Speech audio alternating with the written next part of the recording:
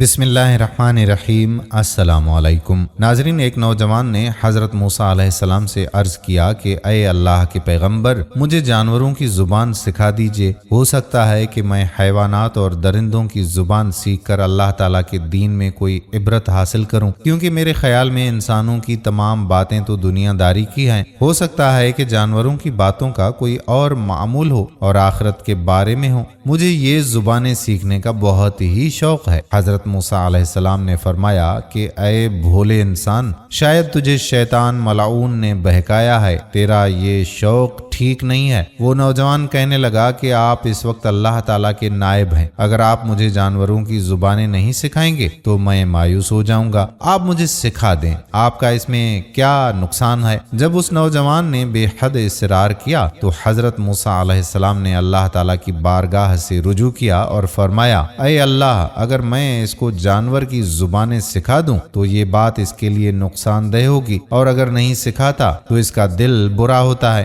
ارشاد باری تعالیٰ ہوا، اے موسیٰ، اس کو سکھا دو تاکہ اس کو پتا چلے کہ ہر کام میں کوئی نہ کوئی حکمت ہوتی ہے۔ چنانچہ حضرت موسیٰ علیہ السلام نے اس کو جانوروں کی زبانیں سکھا دی۔ اس شخص نے اپنے گھر میں ایک کتا اور ایک مرغ پال رکھا تھا۔ ایک دن صبح کے وقت اس نے آزمائش کرنے کی خاطر مرغ اور کتے کی گفتگو سننے کا ارادہ کیا۔ اس کی خادمہ نے کھانا کھانے کے بعد دسترخوان کو جھاڑا اور اس میں سے روٹی کا ایک چھوٹا سا ٹکڑا زمین پر گرا۔ مرغ اور کتا دونوں اس روٹی کے ٹکڑے پر جھپٹے، مگر مرغ اس کو اچک کر لے گیا۔ کتے نے مرغ سے کہا کہ اے ظالم، تو نے مجھ پر ظلم کیا، تو گندم کا گرا پڑا دانہ بھی کھا سکتا ہے، جبکہ میں زمین پر گرا پڑا گندم کا دانہ نہیں کھا سکتا۔ یہ روٹی کا ٹکڑا جو کہ میری خوراک ہے، اس کو بھی تو نے اچک کر کھا لیا، یہ ٹکڑا مجھے کھا لینے دیتے تو تمہارا اس میں کیا جاتا؟ اب پتہ نہیں مجھے کھانے کو کچھ ملے یا نہ ملے، بھوک سے میرا برا حال ہوا جا رہا ہے۔ مرغ نے کتے کی یہ بات سنی تو کہنے لگا کہ چپ ہو جا،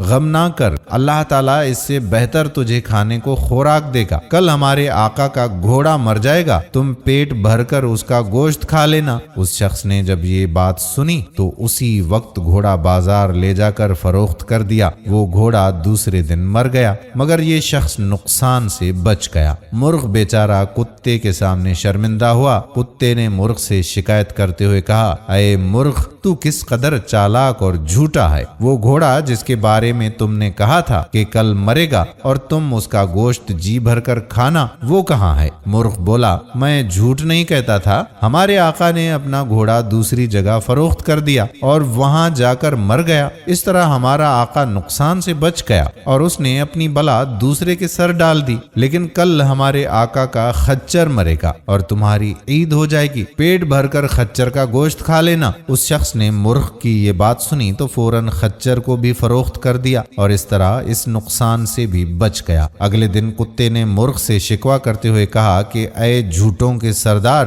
تو آخر کب تک جھوٹ بولے گا؟ مرغ کہنے لگا کہ فکر نہ کر، کل ہمارے آقا کا غلام بیمار ہو جائے گا اور رات کو مر جائے گا، اس کے رشتہ دار اس کے مرنے پر کتوں اور مانگنے والوں کو روٹیاں دیں گے، تجھے بھی کچھ کھانے کو مل ہی جائے گا۔ جب اس شخص نے یہ سنا تو اسی وقت غلام کو فروخت کر ڈالا اور نقصان سے بچ گیا۔ دل میں بڑا خوش ہوتا تھا اور اٹکھیلیاں کرتا تھا کہ میں تھوڑے ہی دنوں میں 3 بڑے بڑے نقصانات سے بچ گیا۔ جب سے میں نے جانوروں کی بولیاں سیکھی ہیں مجھے تو فائدہ ہی ہو رہا ہے۔ جب اگلا دن آیا تو کتے نے پھر مرغ سے کہا کہ اے بکواسی مرغ، تیرے پاس جھوٹ کے علاوہ بھی کوئی بات ہے؟ مرغ کہنے لگا کہ جھوٹ بولنا ہماری خصلت میں نہیں ہے، ہم مرغ تو مؤذن کی طرح سچ بولنے والے ہیں، ہمارے آقا کا غلام مر تو گیا لیکن خریدار کے پاس جا کر مرا اور نقصان خریدار کو ہوا، لیکن ہمارا آقا ہے بڑا بے وقوف جو اپنی بلا دوسروں کے سر ڈال رہا ہے۔ اس نے گھوڑا فروخت کر دیا اور وہ گھوڑا خریدار کے پاس جا کر مر گیا، پھر اس نے خچر کو بھی بیچ دیا اور وہ بھی خریدار کے گھر جا کر مر گیا، اس طرح اس نے اپنا مال بچا لیا۔